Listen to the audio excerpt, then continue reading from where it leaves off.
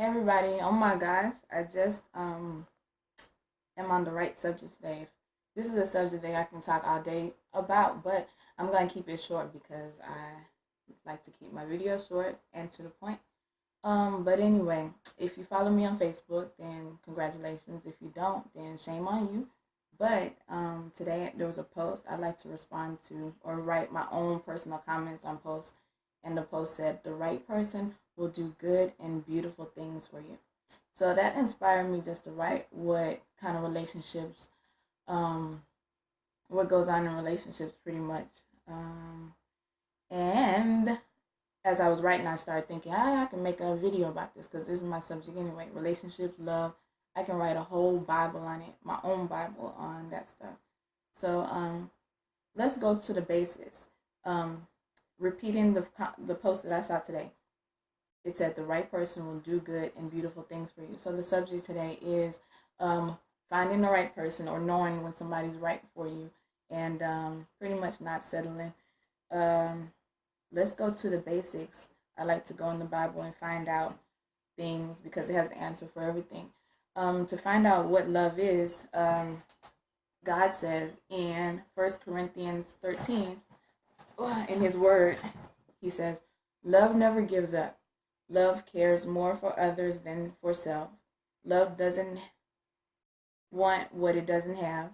Love doesn't strut, doesn't have a swelled head, doesn't force itself on others, isn't always me first, doesn't fly off the handle, doesn't keep score of the sins of others, doesn't revel when others grovel, takes pleasure in the flowering of truth, puts up with anything, trusts God always, always looks for the best, never looks back, but keeps going to the end. Love never dies.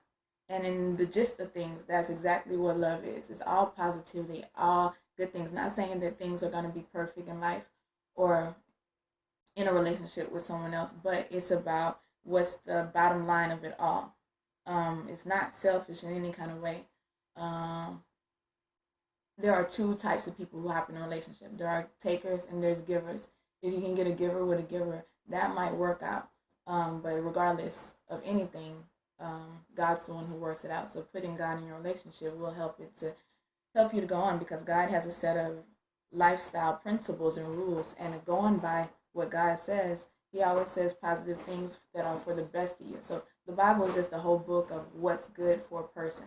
So if you got a relationship and you're basing your relationship on what God says and God's word, and you have someone to pray with and be with, then that's going to be the best kind of relationship to be in.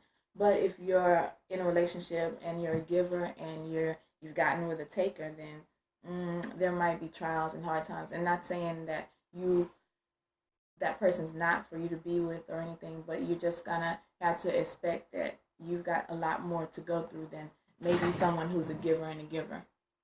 So another chapter that I want to go to is Galatians 5:19 through about 22. And pretty much I'm going to this chapter because it shows you beforehand. If you're right now, this is the best time for you to listen to this, because if you're right now looking for somebody to be with, then you want to make sure that you're picking the right person to be with. So the Bible tells you what kind of spirits people can have. This is the kind of spirit that you want to look for. The Spirit of God contains love.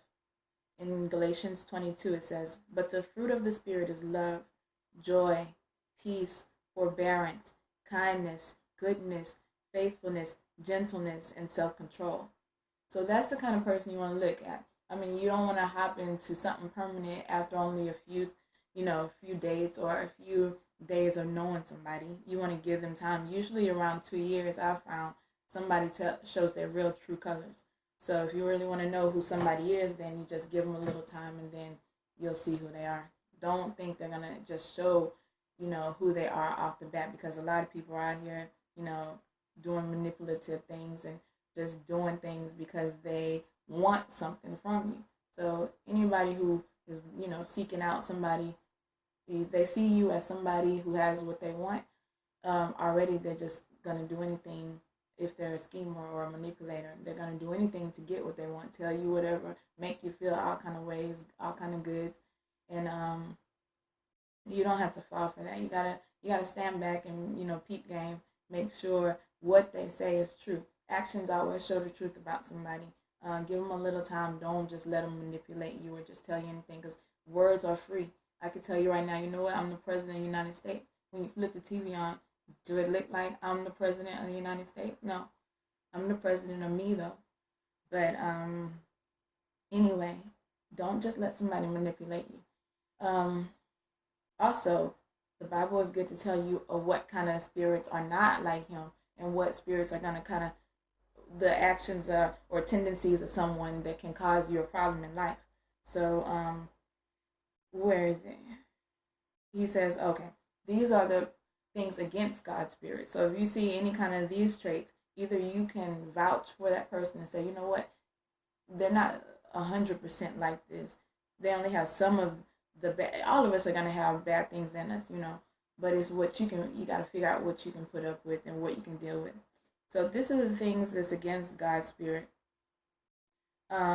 He says the acts of the flesh are obviously, and when he says flesh, that means that the desires of your body. There's two parts of you, your flesh and your inside spirit. At the end of the day, what's your spirit telling you to do? Is your spirit saying, kill somebody? If your spirit is saying kill somebody, you know that that's not the spirit of God. But if, at the end of the day, your spirit says give to somebody, that's more of a spirit of God, because God's already telling you what's the traits of him and what's the traits against him. So what's this? Oh yeah, the acts of the flesh are obvious: sexual immorality, impurity, and debauchery. Sorry, I don't really know what that is, debauchery, but I probably know. It's just not on my mind right now. Idolatry and witchcraft, hatred. These are the things to pay attention to. Hatred. You can see a hater off the bat sometimes. Hatred, discord, jealousy, fits of rage, selfish ambition, dissensions, factions, whatever that is, and envy, drunkenness, orgies, and the like. I warn you, as I did before, that those who live like this will not inherit the kingdom of God. So he's right there saying that people who are wanting these things. I mean, this nation, not nation, but the time that we're living in, people are just for more. I don't want one sex partner. I want 2, 3, 4, 5 at a time. I mean, just the greed of it. So he's saying, if you're looking, pretty much, if that's what somebody approaches you for, that might seem all fun at first, but why would you try to wipe this? I mean, you can't make a whore a housewife. So why would you try to make this your husband if this person approached you from the jump saying, let's have a menage a trois, and then you think that person gonna be any kind of faithful to you? Obviously, they have a desire for multiple things. Be aware of somebody who's just greedy and can't get enough, because why would that person be faithful to you? But anyway, jealousy is a big thing. This is something that I don't get, because in my Bible it says God's a jealous God, but then jealousy is always seen as a trait of negative. So it's I fluctuate on that. I got to research that more, but I'm just talking to myself on that part. But pretty much it tells you what kind of things to look for in a partner or in anybody, not just a partner. It doesn't have to be somebody you plan to marry. But my topic today is being in a relationship with someone. But you just pretty much gotta peep people out. Give them a little time. It's gonna always show. Nobody can stay hidden for life.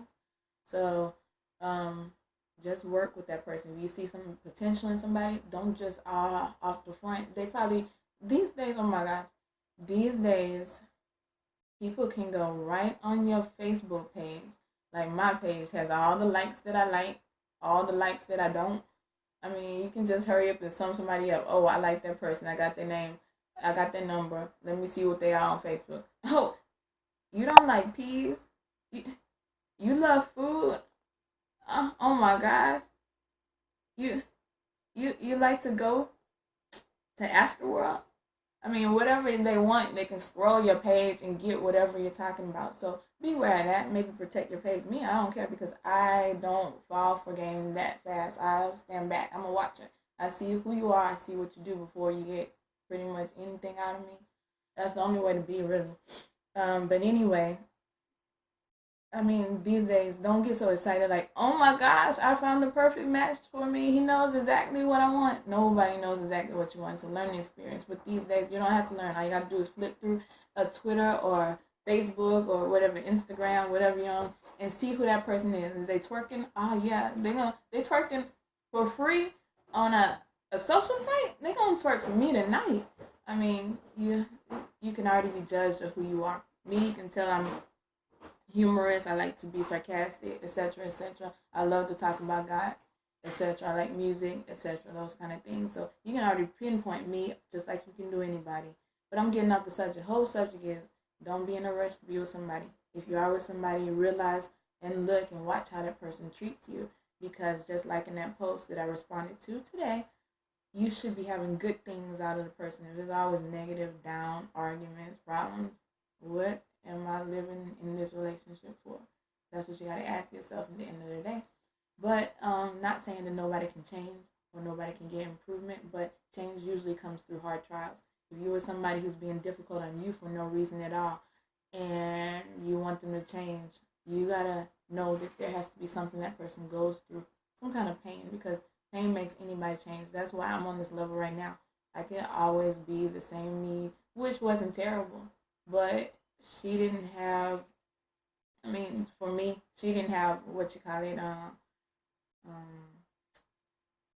She loved people, but pretty much it's not important to really care about someone. That's it. It's a lack of care.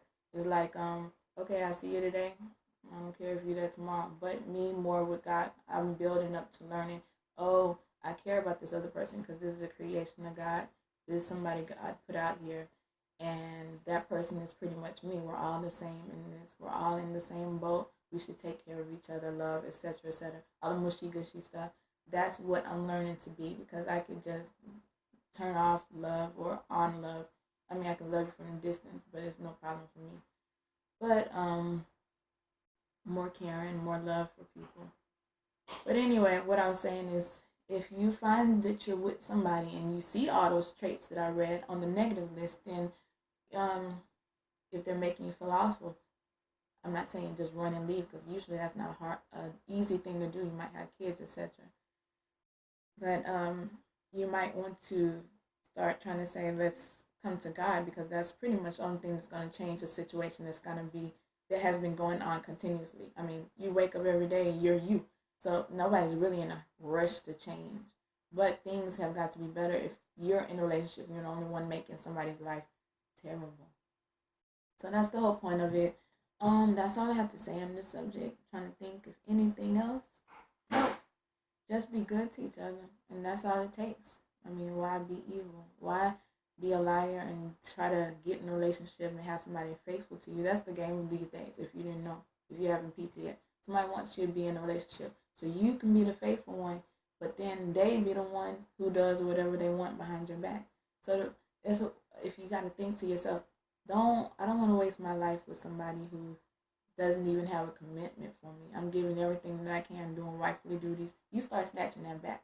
Somebody don't treat you as a wife. I mean, as a husband should treat a wife, or how in the Bible it says the husband should treat the wife as Christ loves and treats the church. If somebody don't treat you like that, why are you giving all you got for this person? I mean, it's a million man march out there, probably a billion by now. I ain't counted it. But you don't have to take that. You don't have to be with these people if they don't treat you right. Just start backing out. You start making a plan to, reroute your whole situation. It's hard to move a whole bunch of kids out of a relationship with somebody who's just doing absolutely nothing. But end of the day, you got one life to live. You got to recognize that and realize this one life, I do not want to waste it on giving everything I got to one person who at the end of the day not going to even appreciate me. Okay?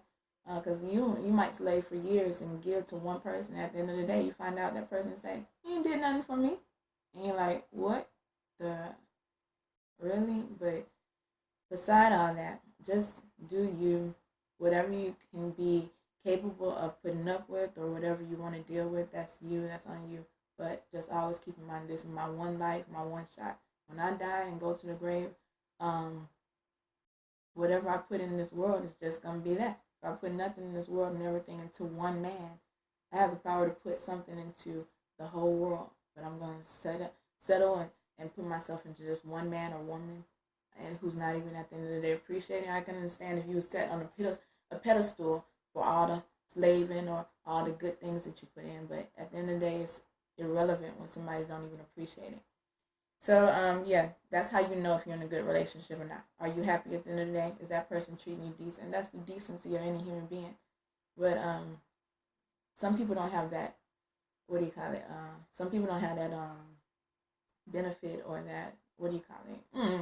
But the whole summary is that many people don't get born in areas where there's love spread around. Like me, I wasn't born in no area where you just walk in the street and there's love. I mean, you might walk in some place and they're like, "Hi, have a good day." That's not where I came from. Okay, I came from the straight gutter, and that's where I live and grown up from. And I realize, you look around, there's no love being spread. Everybody's just out for me. Give me this, give me that. What you got? I'm gonna take it. You know, that kind of thing. But shouldn't be like that. And it's because the mind frame of poverty situations and poverty areas, that breeds that. I mean, when you're in an area with nothing, then you start looking for how to get something. And usually some people think the easiest way to get something is to snatch from other people. Just like love. I don't have love in this area, so I'm going to snatch it from whoever I got. And that's the mindset that has been breeding in everyone. What can they get out of the next person, because they really don't care about who, I mean, really, who wants to. Everybody knows marriage as something that is a lockdown. You had a lot of options and now you're locked to one person. But it shouldn't be seen as that. It should be saying, oh, here's somebody I can be with and bond with for the rest of my life, who's going to treat me good. But usually that doesn't turn out to be the case. That's why so many divorces, because the love that you issued out to get the person, you already got what you wanted. Now it's unimportant, and you're with this person because you care about him, you love him, but at the same time, you still got your playeristic ways, and you out for the next one too. So if you're not being treated right in a relationship, there's a basis to all that. I mean, somebody don't want to treat you right as a decent human being. Obviously, it's something else that they're not showing you. They're trying to show you, I don't really care about you. I got other options out here. You're just here for a certain purpose, whether it to be my maid or my bed partner, whatever. I'm going to milk you for what I got, and I'm going to still be me on the side. While you're trying to be the faithful one, whether you be man or woman, you're the faithful one. And that person hooking around in the street. So be wise. Don't waste your whole life on one person who don't even appreciate you. And that's it. Bye-bye.